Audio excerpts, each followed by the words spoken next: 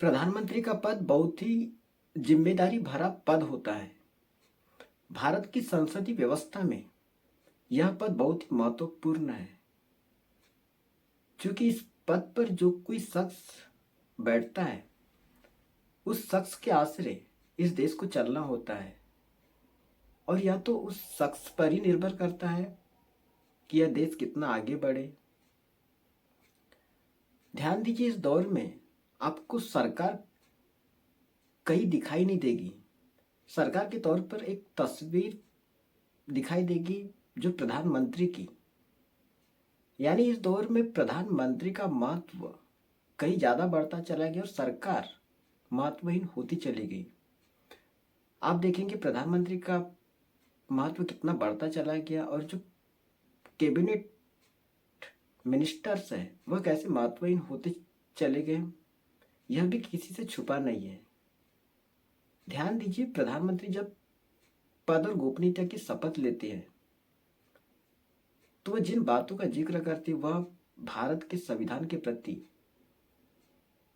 निष्ठा और श्रद्धा का जिक्र करते हैं। भारत के संविधान वह भारत के प्रति प्रभुता और अखंडता का जिक्र करते हैं। वह श्रद्धापूर्वक और शुद्ध अंतःकरण से अपने दायित्व का निर्वहन करने का जिक्र करते हैं। वह भय, पक्षपात, अनुराग या द्वेष के बिना सभी लोगों के प्रति संविधान और विधि के अनुसार काम करने का जिक्र करते हैं। क्या आप कल्पना कर सकते हैं कि बीते 10 सालों में इन्हीं के आश्रय यह देश चला होगा? क्योंकि ध्यान दीजिए, बीते 10 सालों में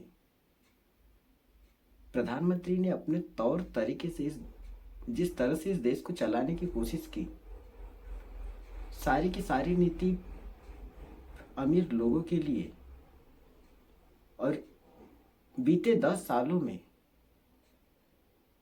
जो कर्ज माफी के तौर पर सरकार ने जो राहत और रियायत उन लोगों को दी जिनके पास पैसे की कोई कमी नहीं है, जिनके पास अपार पैसे है, लेकिन इस बीते 10 सालों में जो बहुसंख्य आबादी है उसके हाथों में तो सरकार ने कुछ भी नहीं दिया। और जो दिया वह तो 5 किलो अनाज और जो डायरेक्ट बेनिफिट ट्रांसफर के जरिए जो 2-2 हज़ार रुपये दिए जाती है वही है। इन सब के अलावा तो कुछ भी नहीं है। जो जो सामाजिक सुरक्षा होनी चाहिए वह इस देश के भीतर आपको कहीं दिखाई नहीं देगी। यहाँ पर आपको समझने की जरूरत है कि बीते 10 सालों में सरकार ने जो राहत और रियायत उन लोगों को दी जिनके पास पैसे की कोई कमी नहीं है।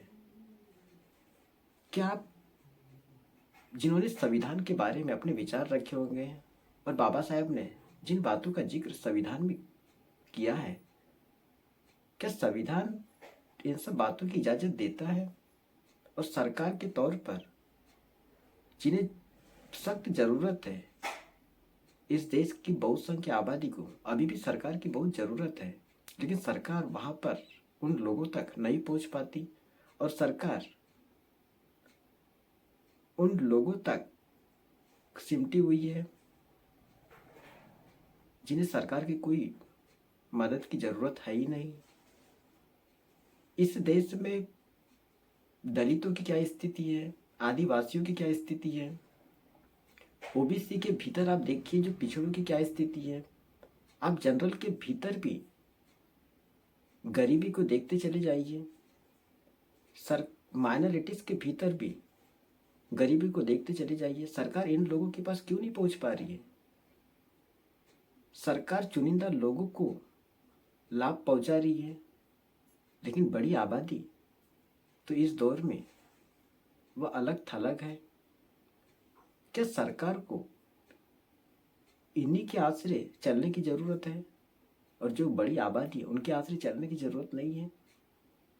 और सरकार की आप सारी की सारी पॉलिसीज देखते चले जाइए, वो उन अमीर लोगों को लाभ पहुंचाने के लिए है।